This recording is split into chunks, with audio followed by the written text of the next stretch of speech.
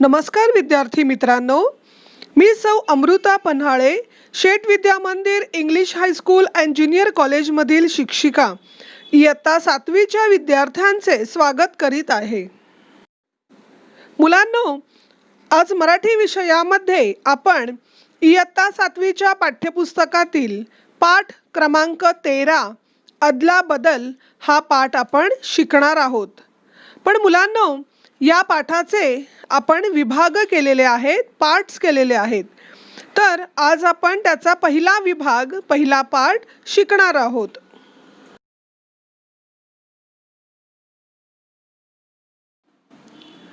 पाठ क्रमांक 13 अदला बदल. या पाठाचे लेखक आहेत पन्नालाल पटेल. त्यांचा जन्म 1912 आणि मृत्यू 1989. पन्नालाल पटेल हे प्रसिद्ध गुजराती लेखक होते. विविध लघुकथा संग्रह, बालसाहित्य, एकांकिका त्यांचे प्रसिद्ध आहेत.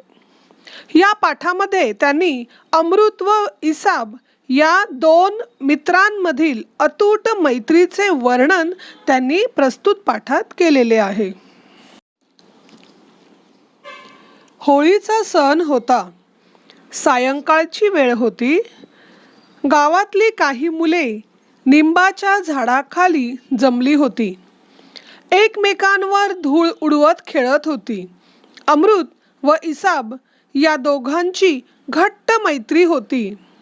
ते दोघेही तेथे हातात हात घालून आले व त्यांच्याबरोबर खेळू लागले. आजच शिवून आणलेले नवे कपडे दोघांनी घातले होते. दोघांचे कपडे, रंग, आकार व कापड सर्व दृष्टींनी अगदी सारखे होते. दोघेही एकाच शाळेत, एकाच वर्गात होते. दोघांची घरेही रस्त्याच्या कोपऱ्यावर समोरासमोर होती. थोडक्यात म्हणजे दोघा मुलांची प्रत्येक गोष्ट सारखी होती. फरक फक्त इतकाच होता की अमृतला आई वडील होते, इसाबला फक्त वडील होते. होली का त्योहार था. शाम का समय था. गांव के कई बच्चे नीम के पेड़ के पास जमा हुए थे. एक दूसरे के ऊपर मिट्टी उड़ा रहे थे. अमृत व इसाब, इन दोनों की अच्छी मित्रता थी. वह दोनों भी हाथ में हाथ डाल के वहां पर पहुंच गए और उन बाकी बच्चों के साथ वह खेलने लगे. आज ही नए कपड़े सिलाए हुए दोनों ने पहने थे. दोनों के कपड़े, रंग, आकार, कपड़ों का कपड़ा, यह सब बराबर मतलब सेम टू सेम ही था. दोनों भी एक ही स्कूल में, एक ही क्लास में पढ़ते थे. दोनों के घर भी रास्ते के चौराहे में आमने सामने थे. मतलब इन दोनों बच्चों की हर एक चित्र सेम टू सेम थी. सिर्फ फर्क इतना ही था कि अमृत को माँ और पिताजी थे और इसाब को सिर्फ उसके पिताजी ही थे. दोन्ही मुलं आली. खाली रस्त्यावर बसली. दोनों बच्चे आ गए थे और दोनों बच्चे नीचे रास्ते में बैठ गए. दोघांनी एकसारखे कपडे घातलेले पाहून एक मुलगा म्हणाला, अरे अमृत, इसाब, तुम्ही दोघं किती एकसारखे आहात. दोनों ने एक जैसे पहने हुए कपड़े देख के अचानक एक लड़का बोला, अरे अमृत, इसाब, तुम दोनों कितने एक जैसे दिख रहे हो. यावरून दुसऱ्या एका व्रात्त मुलाला एक खोडकर कल्पना सुचली. अरे तुम्ही दोघे कुस्ती का नाही लढत.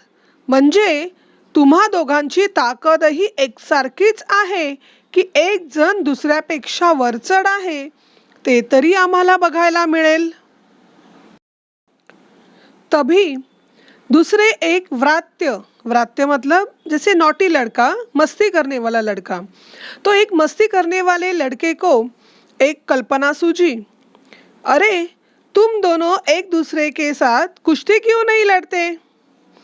मतलब तुम दोनों की ताकत, शक्ति एक जैसे ही है या फिर एक जन दूसरे से कितना ताकतवर है, यह हम सबको पता चलेगा। पहिल्या मुलाला ही कल्पना आवडली। पहले लड़के को यह कल्पना अच्छी लगी। तो म्हणाला, खरंच अमृत, तुम्हा दोघांपैकी कोण वरचढ आहे ते बघूया। सच अमृत, तुम दोनों में से कौन कितना ताकतवर है यह पता चलेगा। चला या पुढे, चलो आ जाओ आगे। आणखी एक जण ओरडला, ही नुसती गम्मत आहे। और एक जन जोर से चिल्लाया, यह तो सिर्फ मजाक है। इसाबने अमृतकडे पाहिले। अमृतने ठामपणे म्हणाला, नाही, माझी आई मला मारील। इसाब ने अमृत की तरफ देखा। अमृत बड़े निश्चय के साथ बोला, नहीं, मेरी माँ मुझे मारेगी। त्याची भीती खरी होती। तो घरातून बाहेर पडत असताना आईने त्याला बजावले होते, हे बघ, नवीन कपड्यांसाठी तू खूप हट्ट धरला होतास। आता जर का तू हे मळवलेस किंवा फाडलेस तर लक्षात ठेव। उसका डर सच था। वह घर से बाहर निकल रहा था, तभी उसकी माँ ने उसे डांट कर बोला था, यहाँ देख, नए कपड़े के लिए तूने बड़ी जिद की थी। अगर तूने यह कपड़े किधर जाके खराब किए या फाड़ दिए तो याद रखना। अमृतने आई वडिलांपाशी खूप हट्ट धरला होता, हे खरे होते। अमृत ने पिताजी के पास बहुत जिद की थी, यह सच था। इसाबला नवा शर्ट मिळणार असल्याचे कळताच त्यानेही हट्ट धरला होता की इसाब सारखा शर्ट मिळालाच पाहिजे। इसाब को नई शर्ट मिलने वाली थी, तभी उसने भी अपनी जिद ठान ली थी कि इसाब के जैसी नई शर्ट मुझे भी मिलनी चाहिए। आई जर नाही म्हणाली तर बाबा काही ऐकणार नाहीत, हे अमृत पक्क ओळखून होता। पण तो सहजासहजी हार मानणारा नव्हता। माँ अगर नहीं बोलती तो पिताजी कुछ सुनने वाले नहीं थे, यह अमृत जान गया था। पर वह जानबूझ के हार मानने वालों में से नहीं था। अखेर नवा शर्ट घेऊन देण्यासाठी आईने अमृतच्या बाबांना गळ घातली। आखिर नई शर्ट सिलाने के लिए अमृत की माँ ने अमृत के पिताजी के पास थोड़ी सी जिद की। मुलांनो, या पहिल्या विभागावर आधारित मी तुम्हाला काही मीनिंग्स, शब्दार्थ दिलेले आहेत, ते तुम्हाला लिहायचे आहेत। त्याचबरोबर वाक्प्रचार सुद्धा दिलेले आहेत आणि त्याचबरोबर कठीण शब्द सुद्धा दिलेले आहेत। तर ते कठीण शब्द तुम्हाला तुमच्या नोटबुकमध्ये 5 वेळा 5 टाइम्स लिहायचे आहेत।